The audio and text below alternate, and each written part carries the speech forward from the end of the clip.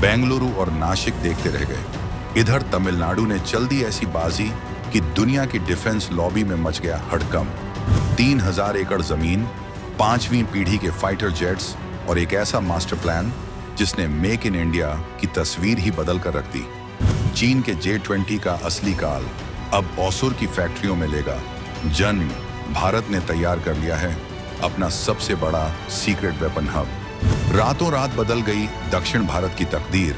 जहां कल तक सिर्फ गाड़ियां बनती थीं, वहां अब बनेंगे आसमान के अदृश्य सिकंदर। दोस्तों, क्या आपने कभी सोचा है कि एक शहर जो अब तक सिर्फ अपनी गुलाब के फूलों और बसों के लिए जाना जाता था, वो अचानक से दुनिया के नक्शे पर वार जोन का सबसे बड़ा केंद्र बनने जा रहा है? जी हाँ, हम बात कर रहे हैं तमिलनाडु के ओसुर की, जहां की जमीन के नीचे अब फसलें नहीं बल्कि भारत का भविष्य बोया जा रहा है। खबर आ रही है कि तमिलनाडु सरकार ने एक ऐसा दांव खेला है जिसने बड़े बड़े दिग्गजों को चौंका दिया है। 3000 एकड़, जी हाँ, पूरे 3000 एकड़ का एक मेगा प्लान तैयार किया गया है। और इसका मकसद सिर्फ फैक्ट्री लगाना नहीं है, बल्कि भारत के सबसे महत्वाकांक्षी प्रोजेक्ट AMCA को अपने घर ले आना है। ये वो 5वीं पीढ़ी का फाइटर जेट है जो रडार पर दिखता नहीं, लेकिन दुश्मन को उसकी मौत का एहसास करवा देता है। अब सवाल यह है कि अचानक तमिलनाडु को इस रेस में इतनी दिलचस्पी क्यों जागी? क्या बेंगलुरु, नासिक और लखनऊ जैसे शहर जो पहले से इस दौड़ में थे, अब पीछे छूट जाएंगे? और सबसे बड़ी बात, इस 3000 एकड़ के मेगा प्लान में ऐसा क्या खास है जो इसे DRDO और HAL के लिए इतना लुभावना बनाता है? क्या ओसुर की यह जमीन चीन और पाकिस्तान के लिए एक नया बरमुडा ट्रायंगल बनने वाली है? कहानी में ट्विस्ट बहुत है। एक तरफ किसानों का विरोध है तो दूसरी तरफ देश की सुरक्षा का सवाल। हम आपको बताएंगे इस जमीनी जंग की पूरी इनसाइड स्टोरी, जिसे सुनकर आपको समझ आएगा कि 2025 का भारत अब अपनी सुरक्षा के लिए कैसे कैसे चक्रव्यूह रच रहा है। तो सीट बेल्ट बांध लीजिए, क्योंकि आज हम ओसुर की गलियों से लेकर दिल्ली के पावर कॉरिडोर तक का सफर तय करने वाले हैं। बने रहिएगा वीडियो पर, और इस धाकड़ खबर पर आपके जो भी विचार हों कमेंट में लिखकर जरूर बताइएगा। लेकिन असली एक्शन शुरू करने से पहले कुछ ऐसे सवाल हैं जो आपके दिमाग में तूफान मचा रहे होंगे और जिनका जवाब जानना हर भारतीय के लिए जरूरी है। आखिर ओसुर में ही क्यों? क्या बेंगलुरु के पास अब जगह नहीं बची, या इसके पीछे कोई और बड़ी रणनीति है? AMCA प्रोजेक्ट को अपने राज्य में लाने के लिए तमिलनाडु सरकार और क्या-क्या ऑफर दे रही है? क्या नासिक की पुरानी फैक्ट्री को अपग्रेड करना सस्ता पड़ता, या ओसुर में नई फैक्ट्री लगाना ज्यादा फायदेमंद है? 3000 एकड़ जमीन का अधिग्रहण क्या आसानी से हो पाएगा, या यह एक और नंदीग्राम जैसा विवाद खड़ा करेगा?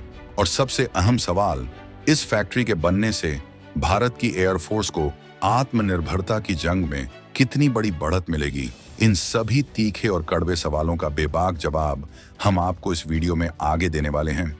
तो चलिए शुरू करते हैं असली खेल, ओसुर का 3000 एकड़ वाला मास्टर प्लान। तो भाई लोग, सबसे पहले समझते हैं इस मेगा प्लान की ABCD।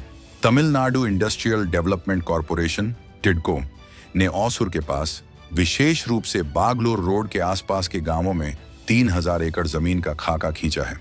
यह कोई छोटी मोटी इंडस्ट्रियल एस्टेट नहीं है, यह एक पूरा का पूरा डिफेंस इकोसिस्टम है। इसमें सिर्फ AMCA की फैक्ट्री नहीं होगी, बल्कि DRDO की रिसर्च लैब्स होंगी, नेत्रा जैसे जासूसी विमानों के लिए सर्विलांस सेंटर होंगे, और भविष्य की वो टेक्नोलॉजी बनेगी जो अभी तक सिर्फ हॉलीवुड फिल्मों में दिखती थी। ओसुर पहले से ही ऑटोमोबाइल हब है, वहां टाटा इलेक्ट्रॉनिक्स और अशोक लेलैंड जैसे बड़े खिलाड़ी मौजूद हैं। अब तमिलनाडु सरकार चाहती है कि इसी इंफ्रास्ट्रक्चर का फायदा उठाकर ओसुर को एयरोस्पेस कैपिटल बना दिया जाए। इस प्लान में एक नया एयरपोर्ट भी शामिल है। जी हाँ, फाइटर जेट्स को टेस्ट करने के लिए एक डेडिकेटेड रनवे और टेस्टिंग फैसिलिटी। सोचिए, एक ऐसी जगह जहां एक तरफ इंजीनियर्स कंप्यूटर पर जहाज डिजाइन कर रहे हैं और दूसरी तरफ वही जहाज रनवे से उड़ान भरकर आसमान में अपनी ताकत दिखा रहा है। यह सपना है तमिलनाडु का। टिडको ने कृष्णागिरी जिला प्रशासन को चिट्ठी लिखकर जमीन अधिग्रहण की प्रक्रिया शुरू करने को कहा है। जिन गांवों की जमीन ली जा रही है उनमें पलावनापल्ली, मुथाली और अत्तूर जैसे नाम शामिल हैं। सरकार का दावा है कि यह प्रोजेक्ट लाखों नौकरियां लाएगा और ओसुर को बेंगलुरु का जुड़वा भाई नहीं बल्कि उसका बाप बना देगा। लेकिन क्या यह राह इतनी आसान है? बेंगलुरु, जो भारत की सिलिकॉन वैली और एरोस्पेस का गढ़ है, क्या वो चुपचाप अपना ताज ओसुर को दे देगा? यह एक ऐसी राज्य स्तरीय प्रतिस्पर्धा है जो अंततः भारत की जीत में बदलेगी, क्योंकि जितना ज्यादा कंपटीशन उतनी बेहतर सुविधाएं मिलेंगी हमारे एएमसीए प्रोजेक्ट को। राज्यों की रस्साकशी और नासिक का एंगल। अब आते हैं इस कहानी के सबसे दिलचस्प मोड़ पर, राज्यों के बीच की जंग। एएमसीए प्रोजेक्ट कोई छोटा प्रोजेक्ट नहीं है। ये लाखों करोड़ों का निवेश और अगले 40 साल तक चलने वाला रोजगार है। इसलिए हर राज्य चाहता है कि यह सोने का अंडा देने वाली मुर्गी उसके आंगन में आए। सबसे पहले बेंगलुरु रेस में सबसे आगे था, क्योंकि एचएएल का हेडक्वार्टर वहीं है। लेकिन बेंगलुरु में जमीन की कमी और ट्रैफिक की समस्या ने उसे थोड़ा पीछे धकेल दिया। फिर नाम आया नासिक, महाराष्ट्र का। नासिक में एचएएल की पहले से एक बहुत बड़ी फैक्ट्री है जहां सुखोई 30 बनते हैं। तर्क ये था कि वहां पहले से मशीनें हैं, लेबर है, बस थोड़ा अपग्रेड करो और एएमसीए बनाना शुरू कर दो। ये सस्ता भी पड़ता और जल्दी भी होता। लेकिन तमिलनाडु ने Tamil Nadu defence industrial corridor TNDIC के तहत अपना दाम खेला। ओसुर की लोकेशन देखो, यह बेंगलुरु से सटा हुआ है, यानी बेंगलुरु का टैलेंट पूल, इंजीनियर्स और साइंटिस्ट आसानी से ओसुर आ जा सकता है। लेकिन ओसुर में जमीन सस्ती है और भीड़ भाड़ कम। तमिलनाडु सरकार कह रही है, हम आपको जमीन देंगे, बिजली देंगे, पानी देंगे, और वो भी बिना किसी झंझट के। कोयम्बटूर भी रेस में था, लेकिन अब ओसुर ने उसे पछाड़ दिया है। उत्तर प्रदेश का लखनऊ भी अपनी दावेदारी ठोक रहा है। लेकिन दक्षिण भारत का एरोस्पेस इकोसिस्टम ज्यादा मैच्योर है। ये बिल्कुल वैसा ही है जैसे आप एक नया घर बना रहे हो। नासिक कहता है, पुराना घर रेनोवेट कर लो, जबकि ओसुर कहता है, खाली जमीन लो और अपनी मर्जी का महल बनाओ। और 5वीं पीढ़ी के फाइटर जेट्स के लिए, जिन्हें बहुत ही प्रेसिजन और नई टेक्नोलॉजी की जरूरत होती है, अक्सर नई और मॉडर्न फैसिलिटी ज्यादा बेहतर मानी जाती है। अब देखना यह है कि केंद्र सरकार और एचएएल किस पर मुहर लगाते हैं। लेकिन तमिलनाडु का यह 3000 एकड़ का प्रस्ताव एक बहुत बड़ा टेम्पटेशन है, जिसे ठुकराना आसान नहीं होगा। एएमसीए, भारत का ब्रह्मास्त्र और चीन की चिंता। अब जरा बात करते हैं उस हीरो की जिसके लिए यह सब तामझाम हो रहा है, एएमसीए। यह भारत का 5वीं पीढ़ी का स्टील्थ फाइटर है। स्टील्थ मतलब अदृश्य। रडार की स्क्रीन पर यह एक छोटी सी चिड़िया या मक्खी जैसा दिखेगा। चीन के पास अपना J-20 है, अमेरिका के पास F-35 है। भारत को भी इस एलीट क्लब में शामिल होना है। एएमसीए प्रोजेक्ट अभी डिजाइन फेज से निकलकर प्रोटोटाइप फेज में जा रहा है। हमें इसकी मैन्युफैक्चरिंग के लिए एक बहुत ही हाईटेक फैसिलिटी चाहिए। ऐसी फैसिलिटी जहां धूल का एक कण भी ना हो, जहां रोबोट्स काम करें। ओसुर में अगर यह फैक्ट्री लगती है तो यह चीन के लिए खतरे की घंटी होगी। क्यों? क्योंकि ओसुर स्ट्रेटेजिक रूप से बहुत सुरक्षित जगह है।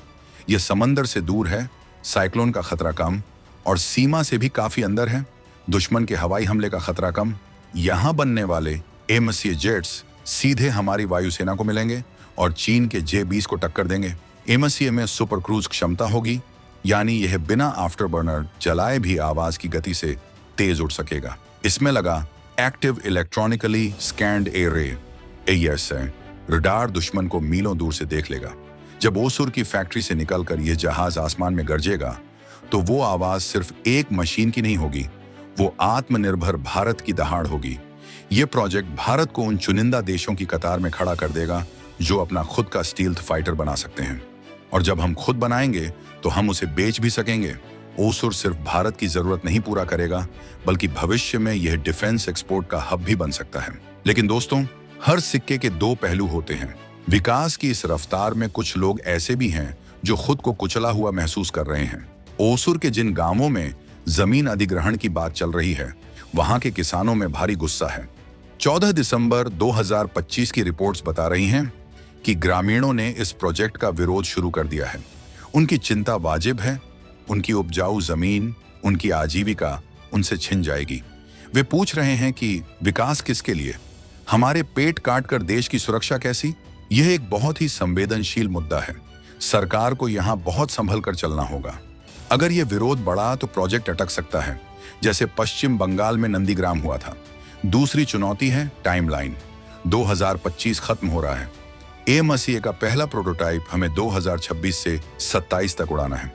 अगर जमीन अधिग्रहण और फैक्ट्री बनाने में ही 2 से 3 साल लग गए तो हम चीन से और पिछड़ जाएंगे। नासिक का पलड़ा यहाँ भारी हो सकता है क्योंकि वहाँ फैक्ट्री रेडी है। ओसुर का प्लान लॉन्ग टर्म के लिए बेहतरीन है, लेकिन क्या हमारे पास इतना वक्त है?